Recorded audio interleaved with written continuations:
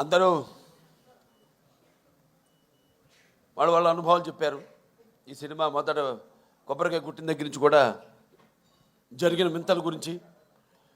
నేను ఎప్పుడు నమ్మేది ఒక దైవాన్ని నమ్ముతాను, అది కూడా మనకి తోడవ్వాలి ఇప్పుడని. ఆ దైవం కనిపించిన దైవం అది వేరే వేరే రూపాల్లో ఉండొచ్చు. ఒక్కొక్కడు ఒక్కొక్క దేవుడిని ఆరాధిస్తారు. శివుడు కావచ్చు, వెంకటేశ్వర స్వామి కావచ్చు, విష్ణువు కావచ్చు, లేకపోతే రకరకాల వాళ్ళ ఎలువెలుపులు. అలాగే తల్లిదండ్రులు, నా తల్లిదండ్రులు వాళ్ళ యొక్క ఆశీర్వాదం, అలాగే కళాంబ తల్లి యొక్క ఆశీర్వాదం, ఇవన్నీ కలగలిపితే ఒక డాకు మహారాజు. ముఖ్యంగా ఎన్నో సినిమాలు చేశాను. సరే, దాంట్లో వరుసగా ఇది 4వ సినిమా విజయం సాధించింది. మొదటి సినిమా ఏమో ఒక పరీక్ష, అఖండ చేసేటప్పుడు అదేమో కరెక్ట్గా కోవిడ్ రావడం. ఆ కోవిడ్ టైంలో సాహసించే ధైర్యం చేసి సినిమాని విడుదల చేయడం, అఖండమైన విజయాన్ని సాధించడం అఖండ సినిమా.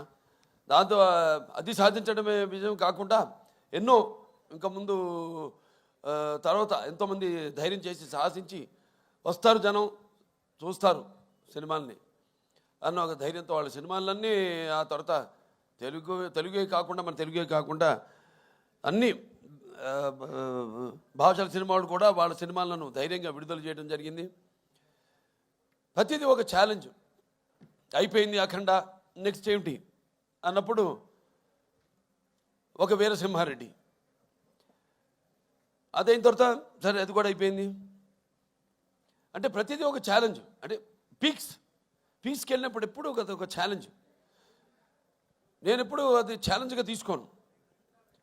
ఎందుకంటే నాకు ప్రేక్షక దేవుళ్ళు వాళ్ళు ఇస్తున్న ప్రోత్సాహం అయితే లేకపోతే వాళ్ళకేం కావాలి. ఎందుకంటే మేము ఎప్పుడు ఎవ్రీడే కన్జ్యూమబుల్ కమోడిటీ, అంటే నిత్యావసర వస్తువులు. సో మనం ముందే గ్రహించాలి. ఇప్పుడు వాళ్ళు ముందే ఏం కావాలి, అది ఒక ఫుడ్ విషయంలో కావచ్చు, లేకపోతే రకరకాల ఏమేమైతే ఉన్నాయో వాటిల్లో వాళ్ళు సర్వే చేసి, సో దాని తర్వాత వాటిని మార్కెట్లోకి తీసుకురావడం, ప్రమోట్ చేయడం. దాని తర్వాత అలాగే ఈ సినిమా కూడా, ఎందుకంటే ఈ సినిమా అనేది మనిషి ఒక ఈ దినచర్యల్లో అంటే సతమవుతూ అన్న పానీయాలు అనే అవసరాలతో పాటు ఈ సినిమాను కూడా ఎంచుకున్నాడు. కాబట్టి ఆ సినిమా ఎలా ఉండాలి, ప్రేక్షకులు ఎటువంటి సినిమాని మనం అందించాలి అన్నది ఆలోచించుకోవలసిన విషయం. ఇండస్ట్రీలో నిర్మాతలు అయితేనేమి, దర్శకులు అయితేనేమి, లేకపోతే మా నటీనటులు అయితేనేమి. అటువంటిది దాని తర్వాత ఒక నేలకొండ భగవంత్ కేసరి అదయింది. దాని తర్వాత ఏమిటి అన్నది స్టార్ట్ అయినప్పుడు ఈ డాకు మహారాజ్ సినిమా అంటే కథ నీటి గురించి. అది చాలా చిన్న సమస్య కావచ్చు ఇప్పుడు మనం అనుకోవడానికి, కానీ సినిమా ద్వారా దాన్ని ప్రజలు అది ముందు భవిష్యత్తులో ఎలా ఈ నీటి కోసమే ప్రజలు కొట్టుకు చేస్తారు అన్నది వాళ్ళ అవగాహన రేకెత్తించిన సినిమా మన డాకు మహారాజ్. టైటిల్ దగ్గర నుంచి కూడా ఒక ఛాలెంజ్, ఏం టైటిల్ పెట్టాలి ఈ సినిమాకి. అంశం ఎంచుకున్నప్పుడు ఈ ఒక నీటి సమస్యలు ఎంచుకున్నప్పుడు ఎన్నో సామాజిక మెసేజెస్, అంటే ప్రజలకి సినిమా కేవలం వినోదం కాదు, వాళ్ళ ఒక ఆలోచనని రేకెత్తించాలి అన్నది నా నాన్నగారి నుంచి కూడా నాకు వరకు అది వస్తున్న ఒక పరంపర. దాన్ని ఎలా మనం ఈ సినిమాలో దాని గురించి ఇవ్వాలి. నేను ఒక రాయలసీమ అంటే అతి తక్కువ వర్షపాతం ఉన్న ప్రాంతం, దేశంలోనే 2 అతి తక్కువ వర్షపాతం ఉన్న ప్రాంతం. ఆ జిల్లాలో హిందూపురం ఎమ్మెల్యే నేను. ఆ ప్రాంతం యొక్క నీటి సమస్య అంతా తెలుసు. నాన్నగారి ఒక మానసిక పత్రికలు, ఈ తెలుగు గంగ అయితేనేమి, హెచ్ఎన్ఎస్ఎస్ అయితేనేమి, లేకపోతే గాలేరు నగరి అయితేనేమి, ఇవన్నీ అయిన తర్వాత ఎలా మళ్ళీ మనం పూర్తి చేసాం.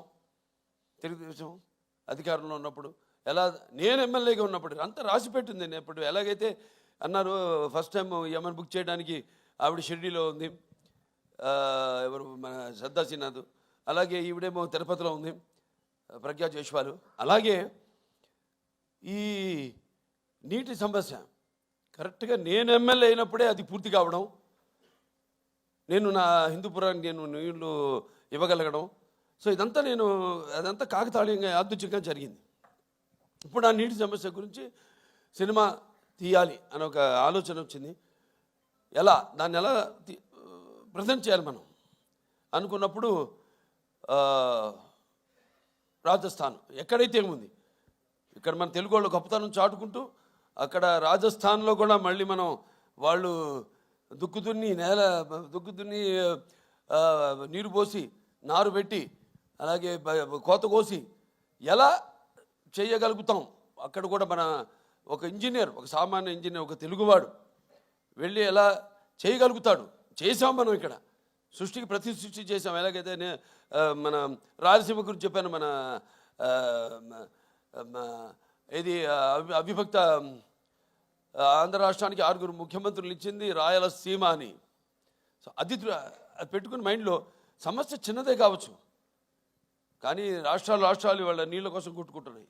సరే, ఆ నేపథ్యంలో ఆ సినిమాని తీసుకోవడం, సెలెక్ట్ చేయడం, దాంట్లో పాత్రని ఎలా దాన్ని ఒక ఇంజనీర్ డాకుగా మారడం, అలా దాంతో మొదలయ్యాక సరే మీకు సినిమా గురించి ఈరోజు ఆ సినిమాని